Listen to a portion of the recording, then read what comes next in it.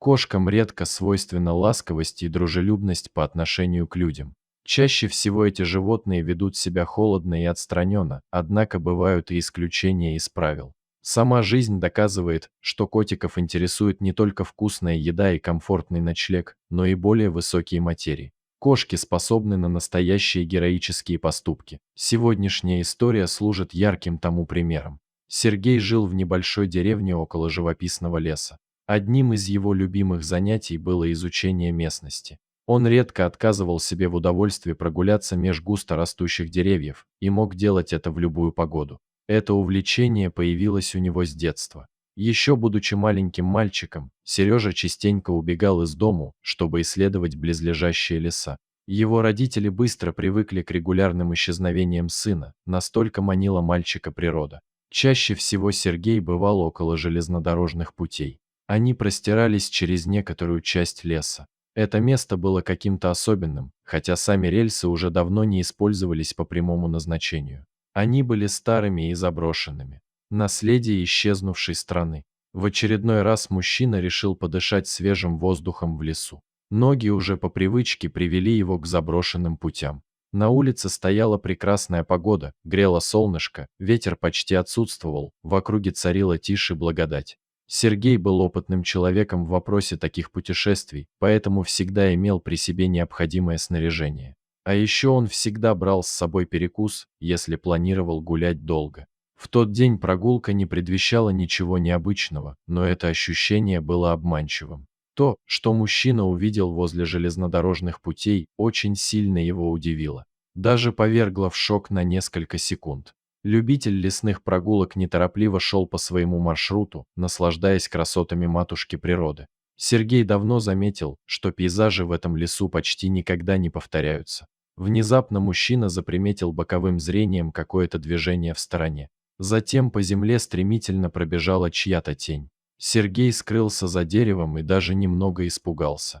А вдруг по лесу разгуливает волк или какой-нибудь другой опасный зверь? Он пытался выследить загадочного гостя, но это было непросто. Тень-то появлялась на считанные мгновения, то надолго исчезала из виду. Вскоре Сергей понял, что чье-то темное отражение на земле было относительно небольшим. Значит, бояться нечего. Скорее всего, никакой опасности в этот раз не было. Однако воображение мужчины упрямо продолжало рисовать тревожные картины. Нужно было окончательно убедиться в том, что зверек не волк и не бродячая собака и не представляет собой угрозы. Несколько мгновений спустя картина слегка прояснилась. Хвост животного наконец-то оказался в зоне видимости. Он был достаточно пушистый, а это значительно сужало круг подозреваемых. Первым делом Сергей подумал о том, что по лесу бегает белка. Зверек ловко ускользал между деревьев, направляясь к железнодорожным путям. Мужчина аккуратно следовал за ним, не торопясь уменьшать дистанцию. Конечно, ему хотелось подойти как можно ближе, но это было слишком рискованно. Мог спугнуть зверька, а понаблюдать очень хотелось. Сергей понял, что одной только слежкой ему не обойтись. Он начал звать животное мягким и спокойным голосом, используя разные варианты звуков и свистов. Загадочный зверек не оборачивался, но иногда мог притаиться и выжидать удобного момента для дальнейшего забега. По следам животного и некоторым его повадкам мужчина начал подумывать о том, что он выслеживает в лесу кошку. Скорее всего, она потерялась или была кем-то брошена на произвол судьбы. В деревне такое явление было весьма распространенным. Если питомец надоедал нерадивым хозяевам, те увозили его в лес и оставляли там. Сергей хотел оказаться как можно ближе к животному. Он ведь мог накормить беднягу и даже забрать с собой. Мужчина так сильно любил животных, что никогда не оставил бы в беде брошенного котенка. Чуть позже мужчина умудрился максимально приблизиться к животному и мог его рассмотреть. Да, это действительно оказалась кошка. Вот только она была совсем не одна. Теперь стало понятно, почему она так целеустремленно куда-то направлялась, позади нее виднелись маленькие котята, которые следовали за ней. Кошка-мать покрутилась возле них какое-то время, а затем начала уходить прочь. Она заметила человека, следящего за ней. Кошка не только не испугалась Сергея, а начала как будто звать его за собой. Она несколько раз отходила от него подальше, а затем оглядывалась, ожидая его приближения, подзывая мяуканьем. Мужчине стало интересно, чего хочет его новая знакомая. Он шел прямиком за ней и не совсем понимал, что происходит. В конечном итоге они добрались до другой части железнодорожных путей. Как вдруг мужчина услышал странный звук. Это был плач крохотного ребенка. Кошка уселась рядом с младенцем, а Сергей на несколько секунд обомлел от увиденного. Он не сразу пришел в себя, были мысли, что это все сон. А когда он понял, что увиденное – это реальность, а не мираж, бросился к маленькому ребенку. Кошка принялась шипеть на Сергея, когда тот попытался взять младенца на руки. Было ясно, что их встреча далеко не первая, кошка как будто защищала свое дитя.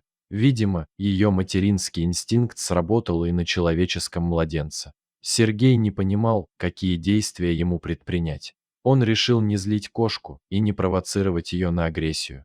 Мужчина стоят в стороне, наблюдая за весьма странной семейкой. Да уж, такое зрелище суждено увидеть не каждый день. Теперь мужчина был огорошен по-настоящему, ведь ему нужно было спасти всех. Никого из этих беззащитных созданий нельзя было оставлять в лесу. Хищники могли добраться до них в любой момент. Сергей протянул кошке свою еду. Ей нужно было подкрепиться.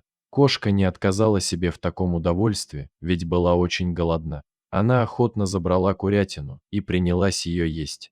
Затем мужчина протянул животному еще несколько кусочков аппетитного мяса. Кошка замурчала и, кажется, даже начала ему доверять. В удобный момент Сергей снова попытался взять ребенка на руки.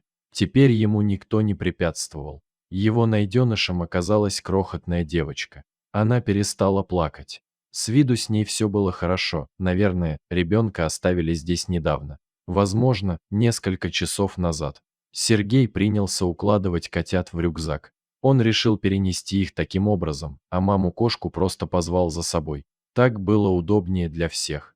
Спаситель скорым шагом направился в деревню. Кошка бежала за ним, а детвора, ребенок и маленькие котята, были в надежных руках. Мужчина быстро пристроил животных у себя в доме и направился с младенцем в больницу. Врач осмотрел ребенка.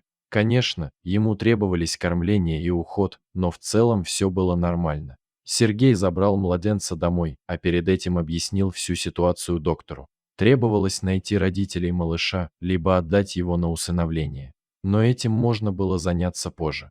По возвращению домой мужчина обнаружил довольных котят.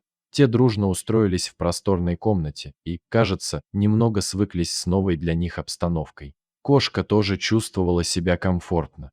Сергей назвал ее Маруськой, а с прозвищами для котят решил повременить. Он хотел лучше понять их характеры. Кстати, животные тоже попали на осмотр к сельскому врачу.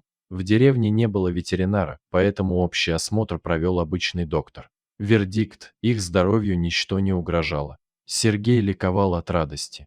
Через несколько недель мужчине пришла весточка о том, что девочку никто не ищет. Видимо, от нее отказалась мать и поступила так со своим ребенком, просто отнесла на заброшенные ЖД пути в лес. Девочка была передана на усыновление. Сергей захотел стать ее отцом, он просто не мог отдать это маленькое чудо посторонним людям.